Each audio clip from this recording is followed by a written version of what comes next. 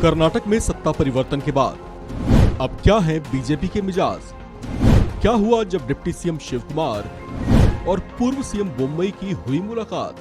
कर्नाटक में सत्ता परिवर्तन के बाद अब कर्नाटक विधानसभा में स्थिति बदल चुकी है। सत्ता पक्ष में अब कांग्रेस विराजमान है, जबकि बीजेपी विपक्ष की भूमिका में आसीन है। प्रदेश में नई सरकार के गठन के बाद कर्नाटक विधानसभा में पहले सत्र का आयोजन किया गया, जहां चुने गए तकरीबन सभी विधायक सदन में हाजिर हुए। इस सत्र से पहले एक खास दृश्य भी देखने को मिला, जब विधानसभा जाते हुए कर्नाटक के नए उप मुख्यमंत्री का आमना सामना बीजेपी के दिग्गज नेता और पूर्व मुख्यमंत्री बसवराज बोम्मई से हुआ। दोनों नेता जा तो अपने अपने रास्ते रहे थे, लेकिन इस इत्तेफाकिया आमना सामना होने पर दोनों एक दूसरे के साथ बड़े ही आत्मीय भाव से मिलते देखे गए। इस मुलाकात को वहां मौजूद मीडिया के कैमरों में भी कैप्चर किया गया। दोनों नेता मिलते ही एक दूसरे के गले मिले।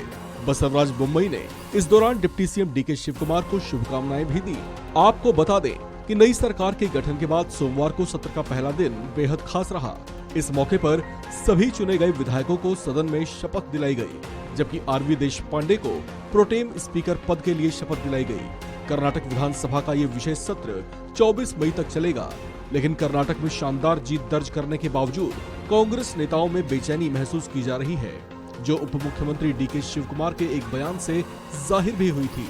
दरअसल डीके शिव कुमार, जो डिप्टी सीएम रहते हुए भी प्रदेश कांग्रेस कमेटी के अध्यक्ष पद पर बने हुए हैं, उन्होंने कहा था कि कर्नाटक में जीत के बाद भी वे खुश नहीं हैं। शिव कुमार ने कहा था कि अभी लड़ाई खत्म नहीं हुई है, क्योंकि विधानसभा चुनाव के बाद अब एक और बड़ा मुकाबला अगले ही साल 2024 में होने जा रहा है, जिसमें खरा उतर कर दिखाना है।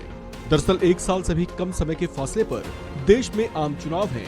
कर्नाटक में विधानसभा चुनाव में करारी हार झेल चुकी बीजेपी अब कर्नाटक में लोकसभा की सीटों पर परचम लहराकर अपनी लाज बचाने की कोशिश करती दिखाई दे सकती है।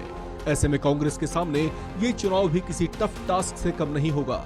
कांग्रेस ये बात अच्छी से जानती है कि विधानसभा और लोकसभा के चुनाव में मतदाताओं का माइंडसेट अलग होता है।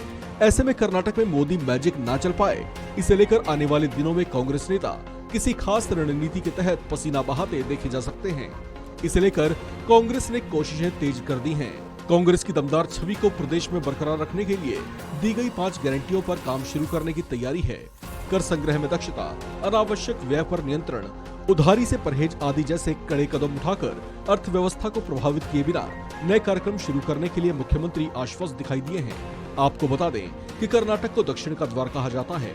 यहाँ पर कुछ महीने पहले राहुल गांधी की भारत जोड़ो यात्रा का भी अच्छा प्रभाव देखने को मिला था। कहा जा रहा है कि विधानसभा चुनाव में भी उसका प्रभाव रहा।